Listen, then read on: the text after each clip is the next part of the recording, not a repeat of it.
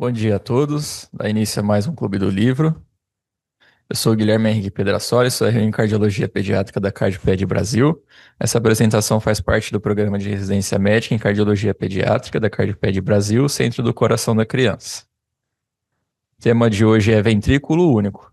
Essa é a principal bibliografia utilizada, o livro-texto Heart Disease, do Mosen Adams. Definição, então, de ventrículo único. Ela é uma doença cardíaca congênita rara e complexa. É um ventrículo único que vai suportar circulações sistêmica e pulmonar. A prevalência é de 7,7% de todas as malformações congênitas e a incidência é de 4 a 8 casos a cada 10 mil nascidos vivos. E é uma doença que tem uma alta taxa de morbimortalidade.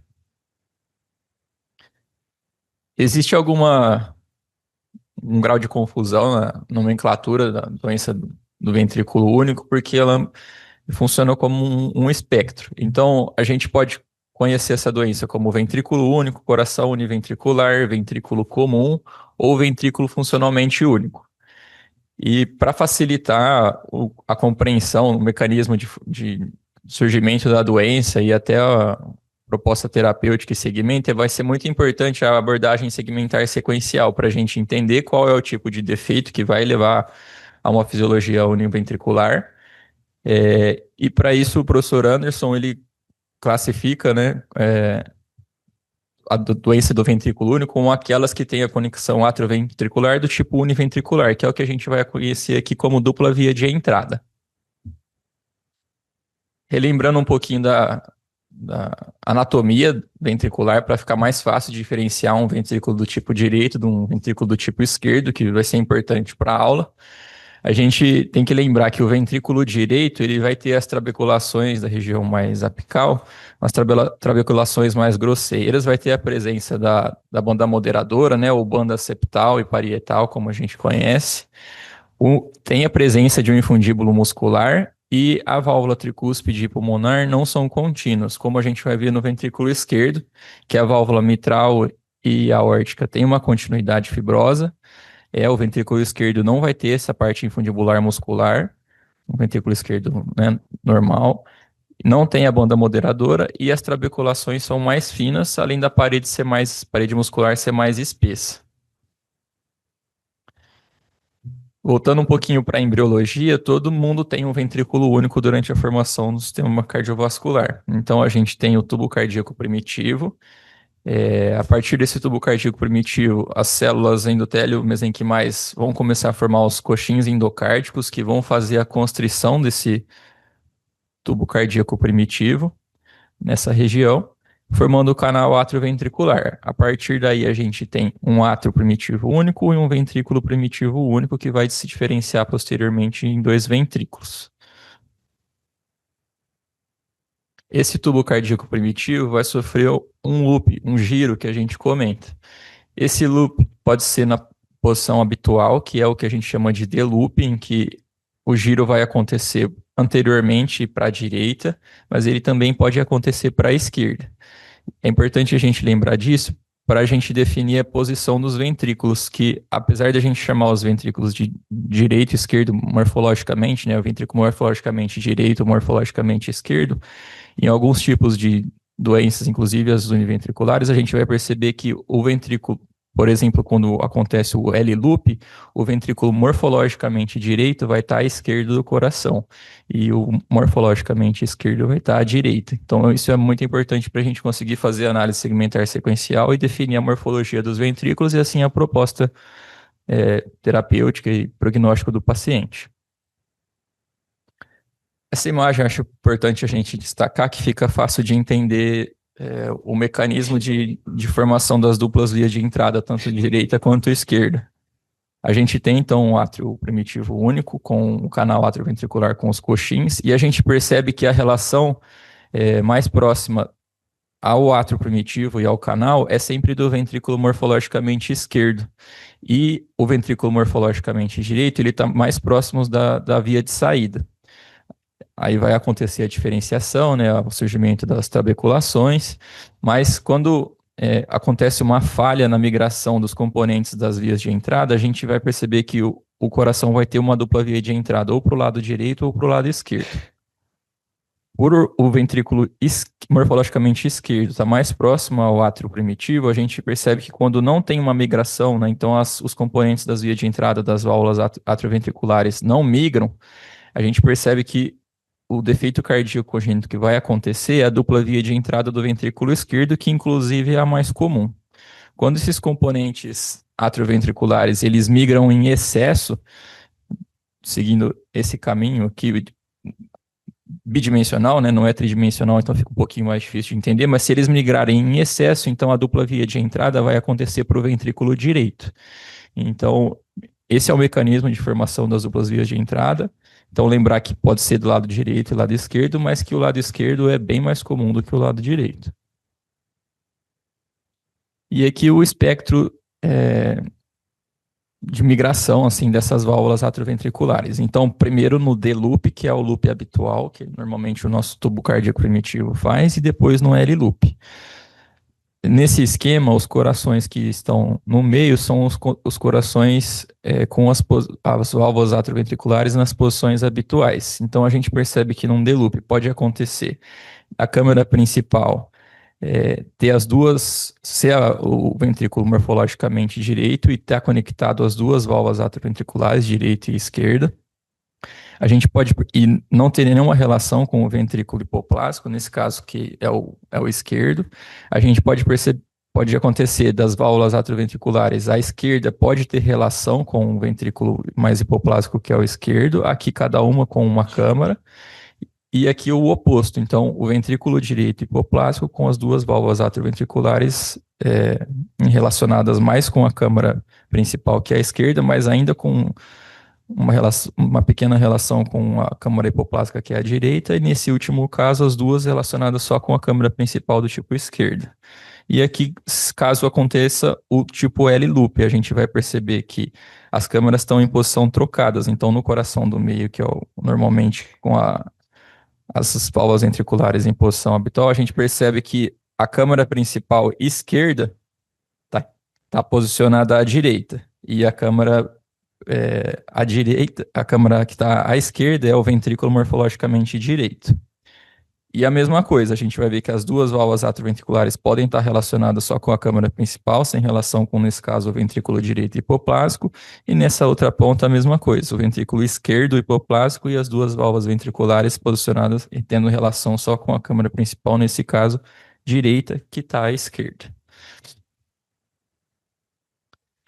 E retomando um pouquinho a análise segmentar sequencial, então, essas são as principais tipos de conexão atrioventricular, né, em relação às vias de entrada.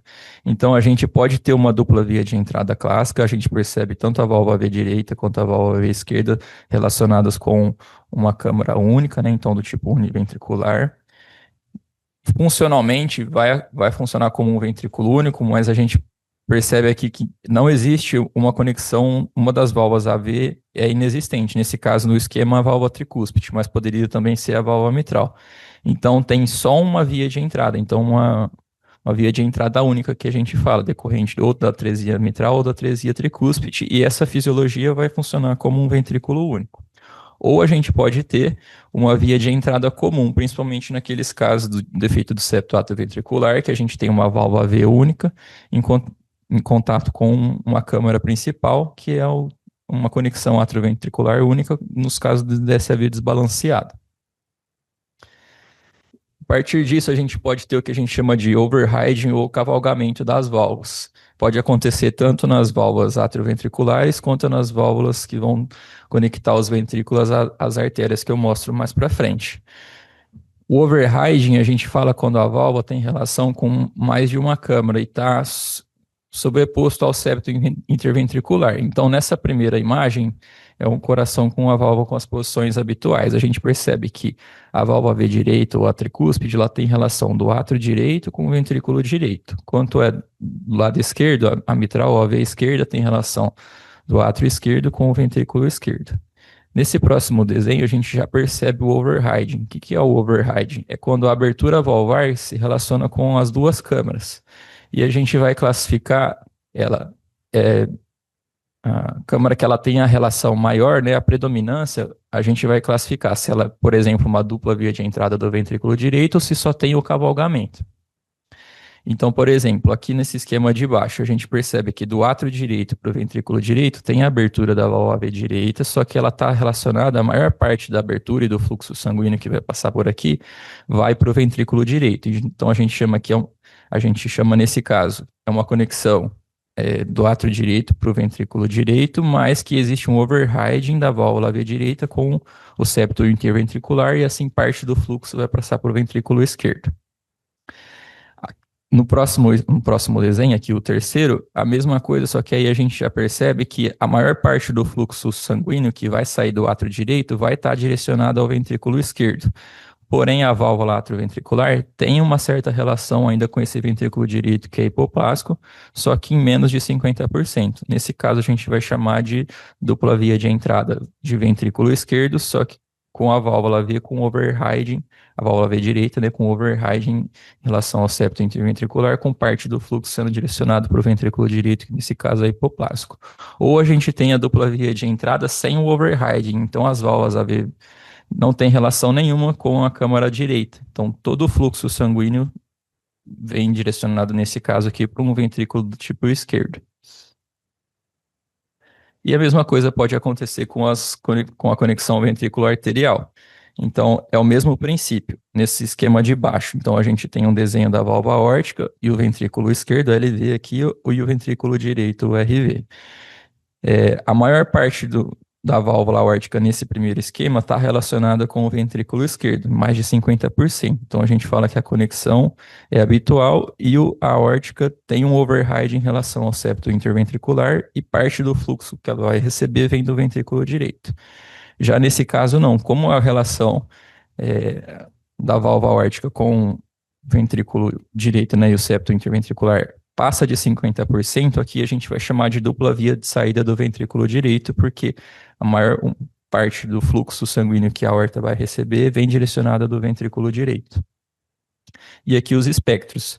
Então, o primeiro seria em posição, as válvulas, as conexões ventricular-arteriais em posição habitual.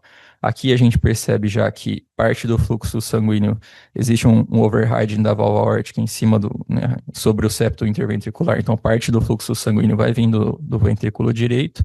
Aqui, a maior parte da válvula aórtica está direcionada, né, tem relação com o ventrículo direito, então a gente chama de dupla via de saída com o overriding da válvula. E aqui, o ventrículo esquerdo é bem hipoplástico e a válvula aórtica não tem relação nenhuma com o ventrículo esquerdo. Então, toda a abertura da válvula está direcionada para o ventrículo direito. Então, também é uma dupla via de saída, mas sem override. Quanto às conexões ventricular-arteriais na fisiologia univentricular, né? A maior parte vai ser dupla via de entrada do ventrículo esquerdo, e quando isso acontece, a gente vai perceber que a maioria das conexões ventricular-arteriais vão estar as artérias vão estar em posição invertida, né, que a gente chama de transposição em posição de transposição, ou seja, do ventrículo morfologicamente direito vai estar saindo a aorta e do ventrículo morfologicamente esquerdo vai estar saindo a pulmonar. Mas existem exceções e eu mostro daqui a pouco. E quando a gente vê que é o ventrículo direito que é a câmara principal, normalmente o que vai estar associado é uma dupla via de saída. Então a conexão ventricular arterial, as duas artérias principais vão estar saindo do ventrículo direito. Ou vai existir uma via de saída única, principalmente associado à atresia pulmonar ou uma estenose crítica. E outra parte fundamental na fisiologia univentricular é a avaliação das comunicações interventriculares. Então, aqueles pacientes que vão ter, por exemplo, a dupla via de saída de uma câmara ou a dupla via de entrada de outra, vai ter que existir uma comunicação entre as câmaras para poder fazer a passagem do fluxo sanguíneo, né, para a gente poder ter a circulação. Então, é muito importante avaliar o tamanho dessas comunicações interventriculares e se elas são restritivas ou não, porque é fundamental para a gente tomar a decisão logo após o nascimento, né, ou planejar o parto e tomar a decisão logo após o nascimento para a gente garantir um fluxo adequado, tanto sistêmico quanto pulmonar. Então, nessa foto a gente percebe que Aqui é a câmara esquerda, que é a principal. Nesse caso, existe um ventrículo direito, mas ele é bem hipoplásico. E a gente percebe que existe uma comunicação interventricular aqui. E do ventrículo direito vai sair a aorta. Então, se essa comunicação interventricular for restritiva, a aorta não vai conseguir receber um volume adequado de sangue, o paciente vai fazer baixo débito. Então, muito importante nas fisiologias univentriculares a gente ver se existe essa comunicação, o tamanho dela e se ela é restritiva ou não. Aqui um resuminho, né, da classificação. Então, a fisiologia univentricular ela pode ser relacionada a uma dupla via de entrada do ventrículo esquerdo, que é o mais comum, que é 75% dos casos das dupla via de entrada. Dupla via de entrada para o ventrículo direito. Existem duplas vias de entrada para um ventrículo misto ou indeterminado. Isso vai do que a gente consegue achar no ventrículo único, características de ventrículo direito ou esquerdo, como eu mostrei naquele slide, para diferenciar um do outro, ou às vezes a gente não consegue classificar, encontrar a característica de nenhum dos dois, a gente chama de indeterminado. Existe a via de entrada única naqueles casos que a gente tem atresia ou tricúspide ou mitral, que a gente vai ter só uma válvula V, então a via de entrada única, ou comum naqueles casos tipo defeito do septo atrioventricular, que existe uma grande válvula única conectando a um ventrículo único. Então, retomando um pouquinho das dupla via de entrada do ventrículo esquerdo, que eu falei que ia comentar com vocês, que é a mais comum. A gente vai perceber que a maioria das vezes, né, esses vasos vão estar em posição de transposição, que é o primeiro e o segundo esquema. Então, em 50% dos casos que a gente tem uma câmara principal única do tipo ventrículo esquerdo, a gente vai ter um VD rudimentar, mas ele vai estar posicionado mais à esquerda e os vasos em posição de transposição. Então a gente percebe, apesar de no desenho estar à direita, a gente sabe que esse aqui é um ventrículo morfologicamente esquerdo e dele está saindo o tronco pulmonar. E do VD rudimentar está saindo a aorta. Então esse é o tipo mais comum da dupla via de entrada do ventrículo esquerdo. Em 17% dos casos, a gente tem o loop para um outro lado. Aqui, então, aquele looping que eu falei para vocês, que é o loop para a direita. Então, existe também o ventrículo direito morfologicamente, né? Só que hipoplástico, mas ele, nesse caso, vai estar à direita. E a gente percebe que, além disso, o tronco pulmonar ele é um pouquinho menor do que o habitual. Então, associado à atresia ou estenose. E também tem aqueles que têm a posição dos vasos na posição habitual. É uma condição mais rara que a gente chama de coração de Holmes, que existe uma câmara esquerda principal, existe um ventrículo direito rudimentar e dele estão saindo os vasos em posição habitual, a aorta do ventrículo esquerdo e o tronco pulmonar do ventrículo direito. Mas é uma condição mais rara da gente ver. Quanto ao quadro clínico, então, da fisiologia univentricular ainda sem correção, vai depender muito da posição dos vasos, de como esses ventrículos são conformados, da existência da CIV, então é um quadro clínico muito, muito amplo. Mas é importante a gente raciocinar a partir do quadro clínico do paciente o que está acontecendo. Então, no caso de ventrículo único, né, fisiologia univentricular, em que o paciente está saturando menos do que 75%, provavelmente existe um hipofluxo pulmonar. Então, o paciente vai apresentar cianose e hipoxemia. Aí pode estar relacionado aos vasos em posição de transposição com a atresia pulmonar, uma estenose pulmonar crítica, ou aquela CIV restritiva. E também os pacientes podem apresentar um hiperfluxo pulmonar associado a um baixo débito sistêmico. E aí a clínica vai ser de insuficiência cardíaca congestiva. Então, aqueles casos que tem dupla via de saída e a gente não tem nenhuma restrição do fluxo. Então, o paciente vai ter taquidispneia, vai ter um baixo ganho de peso, pode ter palidez, pulsos filiformes, né, decorrentes do baixo débito sistêmico. Quanto aos exames complementares, também não tem nenhum exame patognomônico, algo que a gente olhe e já pense de cara que é uma fisiologia univentricular. Isso vai depender do tipo de ventrículo único, se ele é morfologicamente direito ou esquerdo e da posição dele.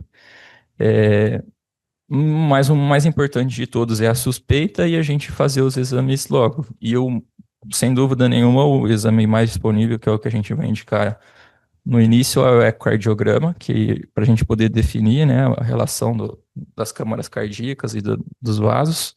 para poder definir a proposta e a conduta. Em alguns casos, a gente pode indicar o cateterismo cardíaco com angiografia para avaliar a posição de coronária ou estudar a resistência vascular pulmonar, mas o exame de escolha é o ecocardiograma. Quanto ao tratamento, a gente vai ter uma aula específica sobre o tratamento das doenças univentriculares, mas basicamente aqueles pacientes que vão ter uma cianose ou vão ser hipoxêmicos e têm um fluxo pulmonar dependente do canal, a gente vai iniciar a prostaglandina, né, o Prostin, até a gente definir a proposição cirúrgica. Quando essa cianose for progressiva, o paciente tiver um hipofluxo pulmonar, vai estar indicado então o shunt de Blay-Loctal-Stomas.